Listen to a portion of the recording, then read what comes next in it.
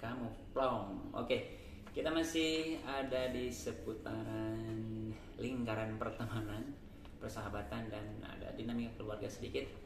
Dan tentunya ini sebagai gambaran, mudah-mudahan menjadi solusi buat kamu yang masih galau tentang hubungan pertemanan, masalah-masalah keluarga yang belum bisa kamu selesaikan. Kita akan bagi 2 sesi. Ini sesi pertama dan nanti ada sesi kedua, karena banyak banget pertanyaannya. Kalau ini gitu kan, udah saya printkan dari teman-teman yang sudah ngisi terkait apa yang ingin disampaikan di form yang sudah disediakan. Oke, ini pertanyaan pertama. Assalamualaikum. Waalaikumsalam. Saya sebenarnya bukan mau mengeluh sih, meskipun lagi ada masalah sama keluarga. Udah 2 hari ini perang dingin. Wah, kalau perang dingin berarti nggak pada ngomong tuh, atau sama ayahnya, sama ibunya, atau mungkin sama kakak atau adiknya. Masalah percintaan juga ada, biasanya suka ngerembet ya. Kalau kita ada masalah ngerembet ke yang lain, gitu. Energinya energi negatif gitu ya. Masalah pertemanan ada juga, karena memang teman saya juga sedikit, tapi ya insya Allah masih bisa ngadepin itu semua. Saya di sini mau minta doanya, dan saya dan teman saya sekosan mau buka bisnis online dan akan mulai bulan depan. Saya hanya minta doanya, semoga diberi kelancaran, meskipun setiap memulai apapun pasti ada resiko naik turunnya. Minta doanya ya. Oke, pasti doain dong gitu kan. Saya paling suka pada mahasiswa ataupun anak muda lah gitu ya, yang memang punya keinginan untuk berubah dan melangkah tentunya ya. Kemudian hanya satu pesan saya sih sebetulnya, ingat, dunia ini bukan tujuan tapi perjalanan. Jadi yang namanya perjalanan ada liku-likunya. Kalau di jalan itu ada kadangan landai seperti jalan tol, ada banyak juga, tapi juga ada kadangan banyak ini lubang-lubang lah gitu ya. Nah itulah seperti itulah kehidupan. Yang namanya kehidupan pasti banyak ujian, yang namanya hidup pasti diuji gitu, karena perjalanan bukan tujuan. Nah, saran saya sih kamu harus minta, pertama banget minta minta doa sama orang tua. Itu yang paling utama, karena selain juga doa ibu itu atau doa orang tua itu pasti Allah kabulkan. Banyak dari hadisnya di Qur'annya juga, bahwa ada yang bilang sampai bahwa seorang ibu itu adalah, atau orang tua itu perwakilan Tuhan di dunia untuk membimbing kita. Jadi yang pertama harus lakukan adalah minta izin ke orang tua dan minta doanya agar dimudahkan, dilancarkan, tentunya sukses dong buat kamu.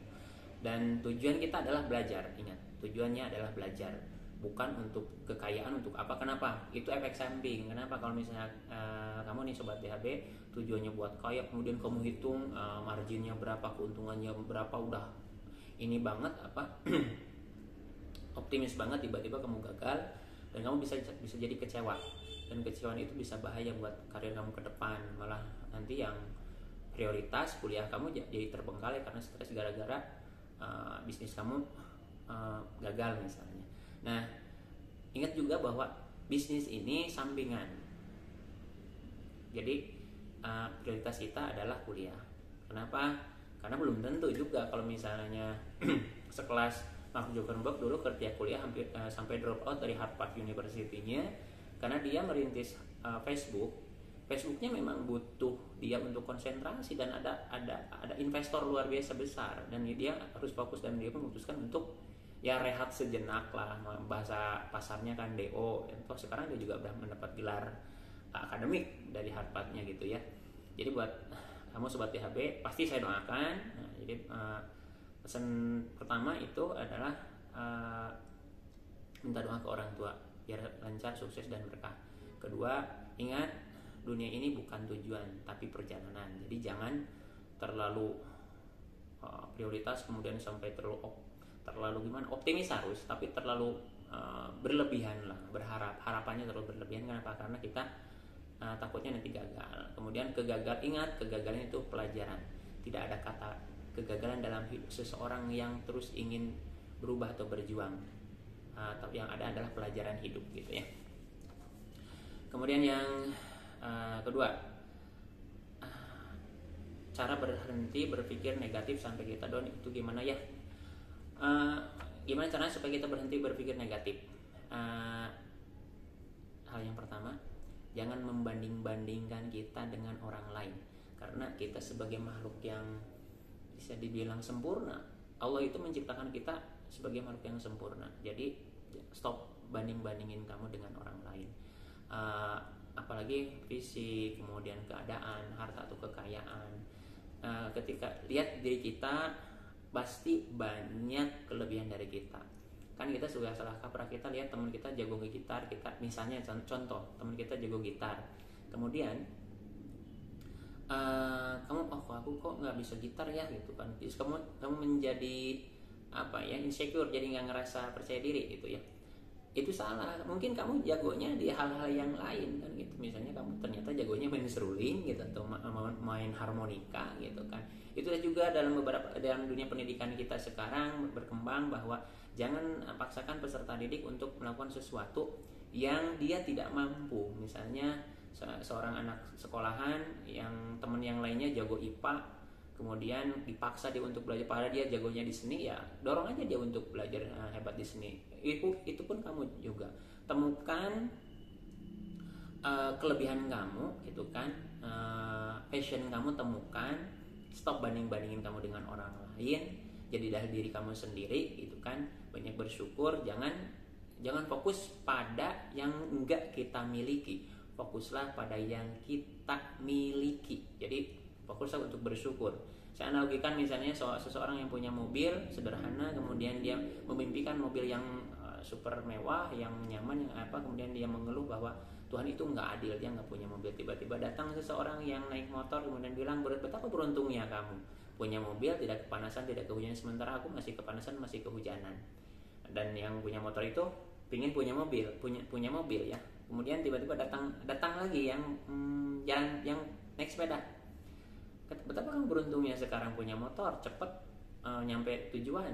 Sementara saya harus berpeluh keringat gitu ya. Ketika nyampe tujuan, saya harus ganti baju, mengeringkan dulu keringat, baru bisa beraktivitas. Karena memakai sepeda dan capek gitu kan. Yang punya sepeda mengeluh ingin punya motor, kemudian datang jalan kaki. Betapa beruntungnya kamu yang punya sepeda, karena cepat sekali nyampe tujuan. Kalau aku harus jalan gitu kan, lama, aku butuh waktu yang lebih lama untuk mencapai tujuan. Dan si yang jalan kaki ini merasa kurang beruntung. Kemudian di jalan dia ketemu seseorang yang memakai kursi roda.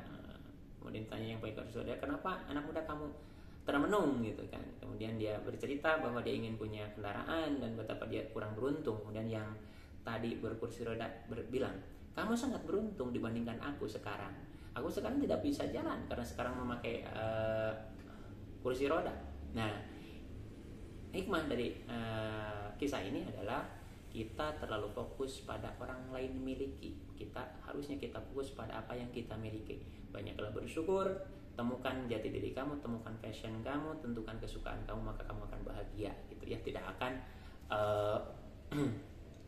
ini lagi gitu kan, berpikir negatif lagi, karena Allah itu menciptakan hambanya dengan sangat sempurna, dengan kepribadiannya, dengan keunggulannya masing-masing. Jadi stop menghakimi diri kamu sendiri. Kemudian izin bertanya, kalau melukai diri sendiri atau suka minum obat tidur, apakah sudah termasuk depresi atau belum? Kalau sudah menyakiti diri sendiri itu bisa jadi termasuk depresi. Tapi di tingkatnya udah berapa kali, pada pola seperti itu tentunya itu psikolog yang lebih atau psikiater yang lebih paham.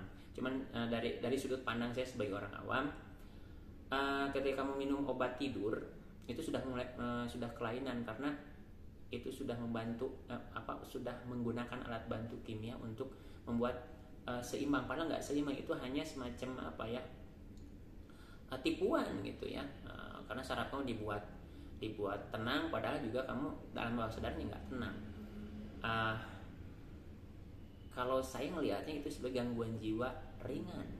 Ya, misalnya kamu diputusin pacar, kemudian kamu nggak bisa makan, nggak mau makan, nggak bisa tidur, nangis terus, itu gangguan jiwa juga. Karena intinya semua yang mengganggu keseimbangan pola hidup kita yang sehat itu namanya gangguan jiwa. Jadi kalau kamu sekarang minum obat tidur untuk membantu kamu tidur, ingat itu gangguan jiwa. Berarti kamu harus cari solusinya. Nanya ke yang ahli, atau kamu misalnya bisa gini, kalau tips dari saya sih, kalau kamu susah tidur, kamu coba melupakan hal-hal yang memang kamu pikirkan yang buat kamu stres. Ya bisa teknik, ada beberapa kisah kamu memaafkan diri kamu. Ya Allah, maafkan aku atas kesalahanku. Aku memaafkan juga atas salah atau hilap orang-orang kepadaku. Biarkah aku damai hari ini, biarkan orang-orang damai dan tidak memikirkan hal-hal yang membuat dia tidak bisa tidur. Kemudian kamu siap-siap juga misalnya bersih-bersih diri, berdoa. Kemudian masih belum bisa sambil zikir, atau mungkin teknik-teknik yoga.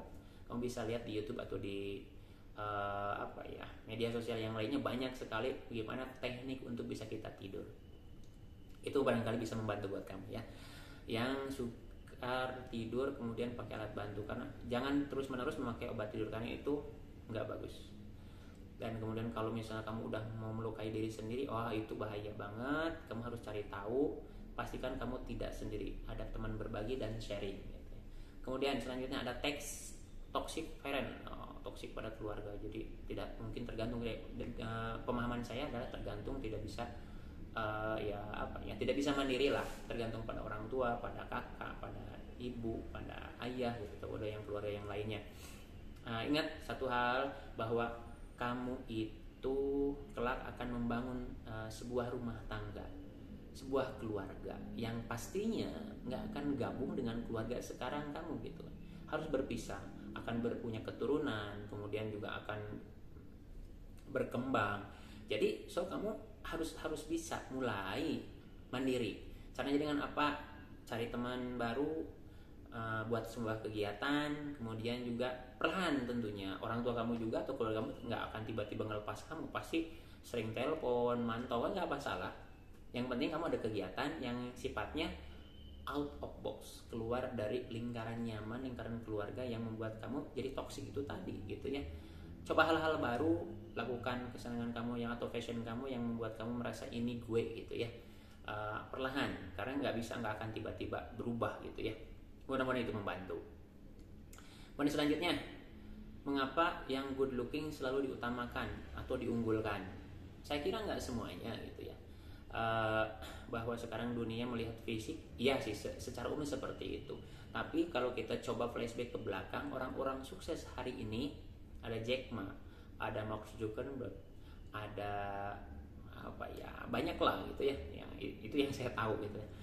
Mereka nggak ganteng, mereka nggak keren, tapi mereka orang paling kaya di dunia gitu kan. Nah sekarang yang ganteng-ganteng ya, atau yang cantik-cantik, paling banter ya, kebanyakan ya. Banyak juga sih yang kaya, yang pintar juga. Jadi model udah senang selesai, dan itu sifatnya umur saja, udah di usia senja ya udah selesai karirnya gitu kan. Nah apa yang harus ini kan, percaya diri, karena Tuhan saja, Allah saja melihat orang itu bukan dari rupanya, bukan dari hartanya, tapi dari ketakwaannya. Kemudian di dunia ini tidak semua orang melihat itu dari tampilannya, tapi dari kemampuannya. So fokus pada kemampuan kamu. Jangan stres melihat kok ganteng, kok cantik. Ya nggak akan bisa. Ini ingat, Allah itu menciptakan kita sangat sempurna dengan keunggulan dan kelebihan kita masing-masing. Jangan melihat kelemahan kita dan membuat kita jadi tadi nggak percaya diri. Orang, saya kira kalau ada orang yang melihatnya hanya penampilan belaka, ya kamu hindarilah.